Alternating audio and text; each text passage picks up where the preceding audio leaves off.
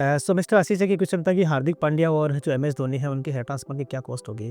देखिए Ashish ji, hair transplant की cost से ज़्यादा मतलब नहीं है, हेयर ट्रांसप्लांट की क्वालिटी से ज़्यादा मतलब होता है। ओके, जनरली मान के चलिए जितने भी सेलिब्रिटी हेयर ट्रांसप्लांट वगैरह होता है उनका जो अप्रोच थोड़ा सा अलग होता है। ओके, और उसमें क्या होता है कि हम हेयर ट्रांसप्लांट को हम एक सिंगल सेशन के हिसाब से उसको नहीं करते हैं, उसको कोशिश करते हैं कि एक या दो या तीन सेशन उसमें नीडेड हो सकते हैं depending on the lead. Okay, होता क्या है कि हम एक जो ऑप्टिमल डेंसिटी की बात करते हैं ना, मतलब हेयर ट्रांसप्लांट दोनों का अच्छा हुआ, ठीक है, तो ये अच्छा हुआ तो कितना अच्छा हुआ, तो ऐसा तो नहीं कि बहुत ज़्यादा कॉस्ट हो, ऐसा बिल्कुल नहीं होता है।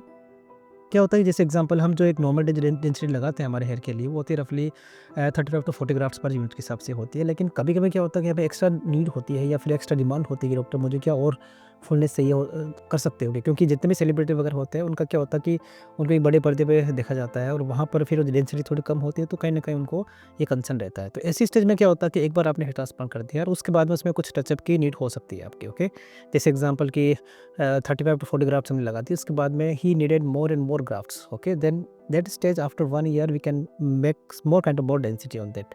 तो एक छोटा सा और हेयर ट्रांसप्लांट का प्लान किया जा सकता है उस एरिया पे जहाँ लगता है कि ज़्यादा उनको डेंसिटी है। ओके, या डेंसिटी की आपको नीड है।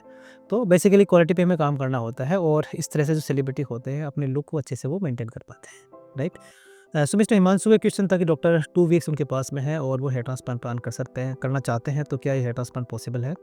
बिल्कुल हिमांशु, जनरल क्या होता है कि हेयर ट्रांसप्लांट में जो अगर हम बात करें कि रेस्ट का टाइम बात करें तो मान के चलिए 7 डेज़ के आसपास आपको एक एब्सोल्यूट रेस्ट की नीड होती है और उसके बाद में अगले 7 से लेकर 10 दिन तक आप ठीक ठाक आप थोड़ा बहुत काम कर सकते हैं, क्योंकि तब तक क्या होता है कि हमारे स्काल्प है वो क्रस्ट जो है वो फॉर्मेशन हो जाता है और जो हीलिंग का पार्ट है ऑलमोस्ट 70-80% तक हो जाता है। तो जनरली माना जाता है कि 10th डे के आसपास ठीक ठाक आप जो है वो बिल्कुल नॉर्मल हो जाते हो, 10th डे के आसपास क्रस्ट में होता है, तो उसके बाद बिल्कुल फ्री होते हैं। और अगर आपके पास में 2 वीक्स का पार्ट टाइम है तो आई थिंक ये बहुत सफिशिएंट है आपके लिए, आप अपना हेयर ट्रांसप्लांट जो है प्लान कर सकते हैं। सो मिस्टर सुमन का ये क्वेश्चन था, डॉक्टर मुझे हेयर ट्रांसप्लांट उन्होंने कराया था और बैक एरिया पे मतलब डोनर एरिया पे उनको कुछ कीलोइड्स वगैरह हो गए हैं और कीलोइड होने के बाद में क्या कुछ ऑप्शन हो सकता है, कैसे उसको ट्रीट किया जा सकता है? देखिए सुमन, कभी-कभी हमारे इंडियन स्किन में या फिर कुछ लोगों में टेंडेंसी होती है जिसमें क्या होता है कि हमारे स्किन के अंदर कहीं भी ट्रॉमा होता है तो वहाँ पे एक थिक स्किन, मोटी स्किन बन सकती है, उसको हम कीलोइड बोलते हैं। ये जो फोटोग्राफ देख पा रहे हो बेसिकली कीलोइड का होता है। और अगर ऐसा कीलोइड हो जाता है तो देखो जनरली तो मैं कोशिश करता हूँ कि पहले एक बार काउंसलिंग किया जाए इस चीज़ के लिए कि अगर किसी को कीलोइड वगैरह होता है तो ये सारी चीज़ें पता होना चाहिए कि भाई कीलोइड है तो उसको 10 गुना ज़्यादा पॉसिबिलिटी है कि उसको जहाँ भी ट्रॉमा है वहाँ पे कीलोइड हो। ओके, तो ये होता है कि कुछ मॉडिफिकेशन करता हूँ मैं हेयर ट्रांसप्लांट के अंदर। ओके, जहाँ पे कीलोइड होने के चांसेस बहुत कम होते हैं, लेकिन कभी कभी अगर हो ही जाते हैं तो उसके बाद में इसका जो ऑप्शन होता है सिर्फ ये होता है कि इसमें कुछ इंटरलिजन इंजेक्शन लगाते हैं और उस एरिया को सप्रेस किया जाता है। देखिए कीलोइड का पूरा परमानेंट ट्रीटमेंट नहीं होता है, लेकिन एक स्टेज में क्या होता है कि वो थोड़े सप्रेस हो जाते हैं, थोड़े इनएक्टिव से हो जाते हैं, तो वहाँ पे वो मैनेज हो जाते हैं। तो ये ऑप्शन होता है, लेकिन कभी अगर कीलोइड बहुत ज़्यादा बड़ा हो गया, मोटा हो गया, थिक हो गया, ओके, और ज़्यादा विजिबल है, तो उसके लिए क्या होता है कि हम डीबल्किंग सर्जरी करते हैं, उसमें उसको कट करके इसको रिमूव करते हैं और उसके बाद उसको हम ऐसे ही छोड़ते हैं बिना कुछ सूचर लगाए, है ना।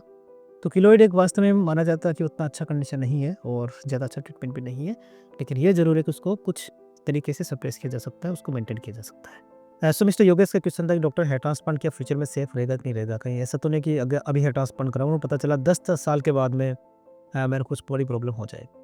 तो देखिए योगेश, जनरली हेयर ट्रांसप्लांट काफ़ी सेफ माना जाता है और जो भी कॉम्प्लिकेशंस का जो पार्ट होता है शुरुआती 10 डेज़ के आसपास ही होता है, उसके बाद में जनरली कोई कॉम्प्लिकेशंस वगैरह नहीं होते हैं।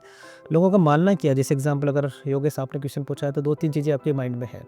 एक है कि कहीं न कहीं कैंसर तो नहीं हो सकता हेयर ट्रांसप्लांट के बाद में, तो जनरली ऐसा कोई कैंसर वगैरह नहीं होता है। सेकंड क्वेश्चन ये भी आता है कहीं आँखों पे असर हो जाए कोई हेयर ट्रांसप्लांट के बाद में, तो भी बिल्कुल नहीं होता है। और third and most important question, क्योंकि हमारा दिमाग पास में होता है, ब्रेन पास में होता है, तो एक क्वेश्चन ये भी होता है कि कहीं ऐसा नहीं डॉक्टर दिमाग के ऊपर असर हो जाए या फिर मेरे बिहेवियर में कुछ असर हो जाए, तो ऐसा बिल्कुल नहीं होता है। हेयर ट्रांसप्लांट में क्या होता है कि हम स्किन के अंदर प्ले करते हैं, न कि और किसी ऑर्गन के अंदर, और स्किन एक अलग ऑर्गन होता है। तो वो अगर आपका स्किन अच्छे से हील हो गया है तो जनरली इस पे कोई कॉम्प्लिकेशन नहीं होता है। ओके, तो फ्यूचर में ऐसा कोई बड़ा कॉम्प्लिकेशन अभी तक नहीं हुआ है। ऐसा कोई होता तो definitely I will make a video on that. So mister Ankit का एक क्वेश्चन था कि डॉक्टर बियर्ड में उनको हेयर ट्रांसप्लांट करवाना है और कुछ ऐसे एरिया जहाँ पे कम से कम 80 से लेकर 100 बाल के आसपास उसके लगने वाले हैं। हो सकता है कोई स्कार हो सकता है कि कुछ इस एरिया में उनके बाल नहीं आ रहे हो। तो बिल्कुल अंकित, आपके हेयर ट्रांसप्लांट हो सकता है, आपका 10 बाल भी लग सकते हैं, उसके 50 बाल भी लग सकते हैं और आपके 5000 बाल भी लग सकते हैं। ओके, सो अगर बियर्ड में कहीं लगता है कोई स्कार वगैरह होता है तो डेफिनेटली वहाँ पर है इसको स्कार को ठीक करने के लिए हेयर ट्रांसप्लांट एक सबसे अच्छा ऑप्शन होता है। क्योंकि मेल में क्या होता है, जैसे एग्जांपल अगर आपके यहाँ बियर्ड है, बियर्ड के एरिया पे अगर कोई पैच बन गया है, कोई चोट लग गई है, तो उसको हाइड करने के लिए लेज़र की बजाय अगर आप दूसरा ट्रीटमेंट जैसे कि हेयर ट्रांसप्लांट आप सेलेक्ट करते हो ना, तो ज़्यादा इफेक्टिव माना जाता है, क्योंकि वो बालों के पीछे छुप जाता है। जैसे कि आप ये फोटोग्राफ देख पा रहे हो, इनका एक चोट लगा था और चोट लगने के बाद आप देख पा रहे हो कि इनका हेयर ट्रांसप्लांट किया गया। हालांकि इनको हेयर ट्रांसप्लांट के बारे में कोई आइडिया नहीं था। He came only for the scar revision, और स्कार को रिमूव करने के लिए आए थे। लेकिन हमने बोला था कि आप इसके ऊपर आप हेयर ट्रांसप्लांट करा लीजिए, ताकि आपका वो स्कार बिल्कुल छुप सकता है, वो छुप जाएगा। तो ये बड़े अच्छे से जो है इनका हेयर ट्रांसप्लांट किया गया था, और आप देख पा रहे हो कि बिल्कुल अच्छे से हील हो गया इनका। ओके, और स्कार भी नहीं दिखा रहा है, और साथ साथ में उसकी दाढ़ी भी आ गई है। मतलब एक पंथ दो काज, जो हम हिंदी में बात करते हैं।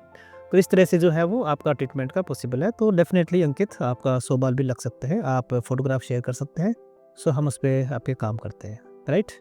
तो ये था अंकित का क्वेश्चन। अगर आपका भी कोई हेयर ट्रांसप्लांट संबंधी कोई क्वेश्चन है तो आप पूछिए, हम उसका रिप्लाई करते हैं। Thank you.